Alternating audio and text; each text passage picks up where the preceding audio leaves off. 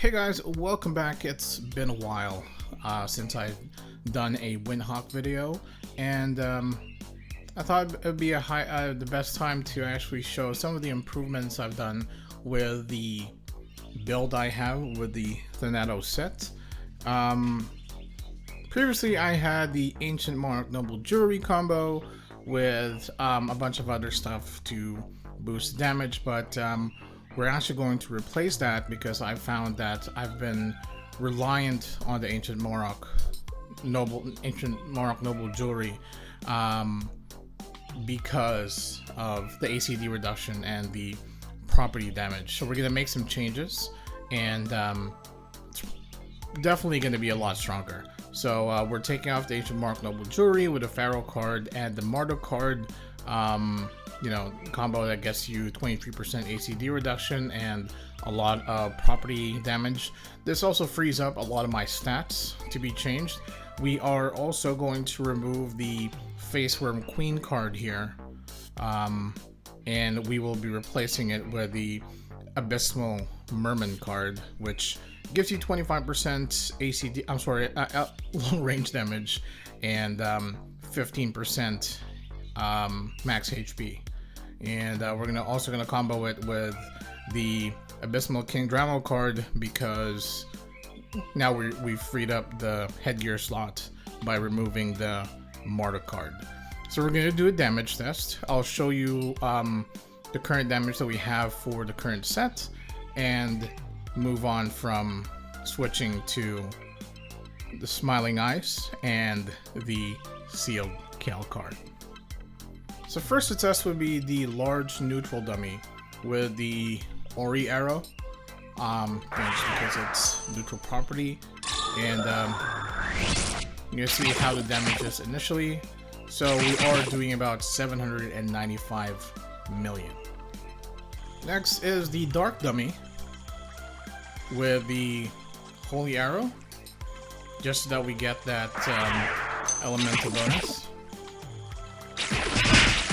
So we're doing about 976 million damage. Oh, the Royal Payon procced 1.1 billion. Okay, so this next test would be just if you replace just the Smiling Eyes with the Sealed Kiel Card for the 15% ACD reduction, because, you know, obviously we need 70% with Crescive Bolt and even Focus Arrow Strike. So if you just replace that, here with the large neutral dummy with the iRO, you're doing about 794 million, which is 1 million less than the current set.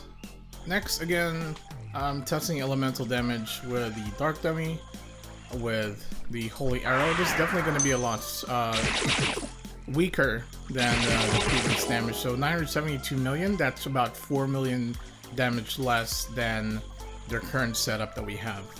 Now, as you can see, replacing just the Ancient Monarch Noble Jewelry with the Smiling Eyes doesn't change anything, but if we're gonna go ahead and do the full combo and get the Abysmal Merman card with the Abysmal King Dramoh in there, for the additional 15% critical damage, but at the same time also get the bonus from Royal Payon Cape with a 15% HP and 15% long range damage. Even the the other HP and SP leech, it's actually going to be very helpful.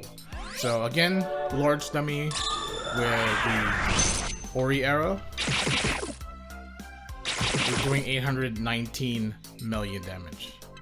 And finally, testing elemental damage with the dark dummy using the holy arrow.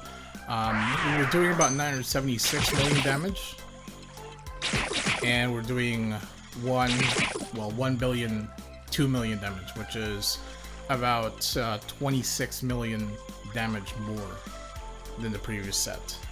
So now that we know that the new setup works and it's a lot stronger, I've basically restat just so that I can get the maximum bonuses. I mean, we didn't really need the extra stats because we're not running Ancient Monarch Noble Jewelry anymore. So now we're gonna do a damage test with the dark dummy using the holy arrow, but this time with maximum buffs. Well, as much buffs as we can do, just so that we can sort of push the envelope with this damage test. Go do shield spell. Obviously, the extra attack definitely helps, and we're definitely gonna go over 1 billion here. So we're gonna just use up and then use the final damage with the Dark Dummy, and we are doing about 1.2 billion, 1.23 billion damage. This is awesome. There you have it, folks. Gear update done. Yes, we've definitely made some improvements from the current build. The only reason I'm running Smiling Eyes is because I wanted to run the Abysmal Merman card, which combos with the Royal Pine Cape, and also frees up the Marduk card so I can run the Abysmal King Dramoh card, thereby actually getting more critical damage apart from when I was running the Faceworm Queen card, which was dependent on the upgrade level of the boots. Speaking of the boots, I haven't upgraded to the new boots yet. I mean, the new boots, the combo with the Abyss Lake Roaring, I honestly can't say it's awesome. Stats wise, it's a dream. I'm kind of iffy, especially the fact that I don't run the Abyss Lake Roaring. I'm running the Ceres leather armor LT. There is a possibility, well, it's not a possibility, we know that it's going to be enchantable in the future, so there might be boots that would combo with that. So I'm sort of just trying to be frugal here, just to see you know, just so that I don't overextend myself to get all this stuff and, you know, them becoming outdated a few weeks after, or a few months after, if you know what I mean. Again, you know, elephant in the room, I am running the Sealed Kiel Card. It is 15% ACD reduction. We're getting less ACD reduction now compared to the previous build. I was getting 86% ACD reduction, now it's up to 78% ACD reduction, which is more than enough. You only need 70% for both Focus Arrow Strike and Crescive Bolt, but by the second rebalance, you actually will not need 70%, you will only need 50% because the ACD for Crescive Bolt does go down. But I still do recommend running the Sealed Kiel Card, because if you're running like Crescive Bolt and Focus Arrow Strike like me, you will still need to maintain the 70% ACD reduction. So hopefully this gives you some insight on current build that I'm running. If you like the video, give it a thumbs up, subscribe to my channel, and I will see you guys next time.